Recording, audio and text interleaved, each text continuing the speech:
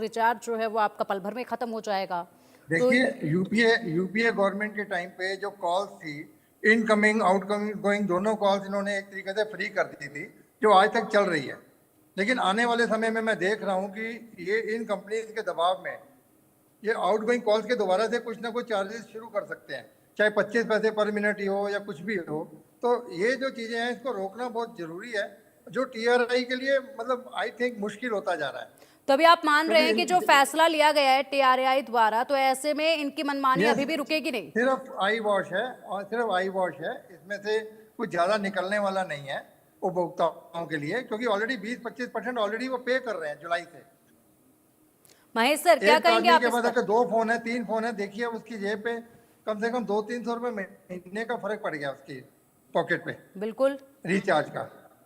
तो ऑलरेडी वो जुलाई से पे कर रहा है, अगर आप उसको कुछ अगर सहूलियत, मामूली सी सहूलियत दे भी दी, तो उसको कोई ज़्यादा फर्क पड़ने वाला नहीं है।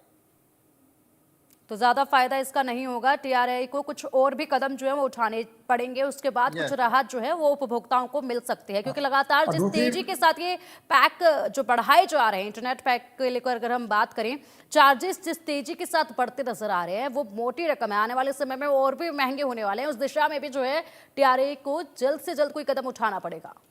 ऑफ कोर्स उसके लिए कंट्रोल बहुत जरूरी है टीआरएआई का, और उसके लिए कार्टेल को तोड़ना बहुत जरूरी है। इन 5-6 कंपनी ने जो कार्टेल बना लिया अपना, और उस कार्टेल से बाहर निकलना भी बहुत जरूरी है।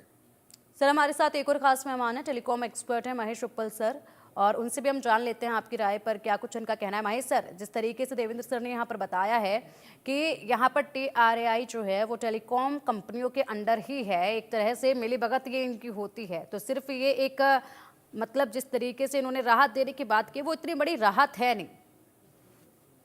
देखिए, जैसे मैंने आपको बताया कि इसमें कोई शक नहीं है कि दाम बढ़ रहे हैं और बढ़े हैं और काफी मात्रा में बढ़े हैं, और इसमें भी कोई शक नहीं है कि जो टीआरएआई है वो इस टाइम पर दामों पर कोई कंट्रोल नहीं रखती है। उनकी पॉलिसी डिसीजन है कि ये मार्केट द्वारा ही फिक्स होंगे, और जहां तक मार्केट द्वारा फिक्स होने की बात है, इसमें कोई शक नहीं कि जैसे हमने बताया दाम बढ़े हैं, पर किसी जमाने में उसी मार्केट की वजह से 16 रुपए से कुछ पैसे तक भी आ गए थे, और उसमें वो संभव है यदि मार्केट में कंपटीशन हो और दूसरा मार्केट के कंपटीशन को अच्छी तरह से लागू किया जाए, जिसमें ट्राई का भी कुछ रोल है और उसको वो टाइट कर सकते हैं।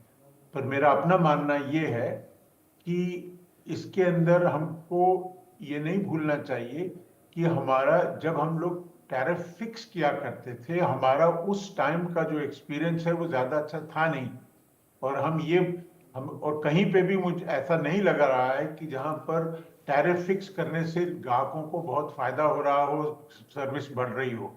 जहां तक कॉल चार्जेस या एसएमएस का मामला है, उसको हमें थोड़ा ध्यान से देखना चाहिए, क्योंकि कंपनियां आजकल 2-3 सर्विसेज हैं जिसके थ्रू जो अपनी उनकी आमदन होती है। एक डायरेक्ट कॉल और एसएमएस, पर इसके अलावा ज्यादा बड़ा जो योगदान है वो डेटा का है।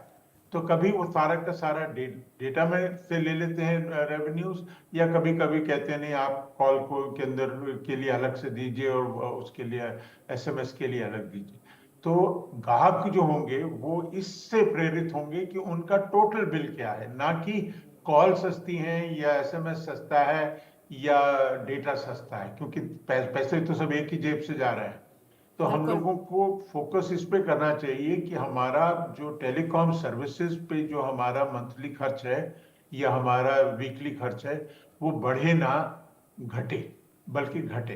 तो ये चीज जो है, मुझे लगता है ये गारंटीड है ऐसा मैं नहीं मानता, पर मैं मानता हूं कि इसकी संभावना थोड़ी ज्यादा बढ़ी है, अभी घटी नहीं है। ठीक है देवेंद्र सर, आपसे जानना चाहेंगे कि जो लोग ड्यूल सिम का इस्तेमाल करते हैं, ऐसे में एक सिम में वो रिचार्ज करवा लेते हैं इंटरनेट के लिए भी, लेकिन दूसरी सिम में उसकी ज़रूरत नहीं होती है, उन लोगों के लिए तो थोड़ी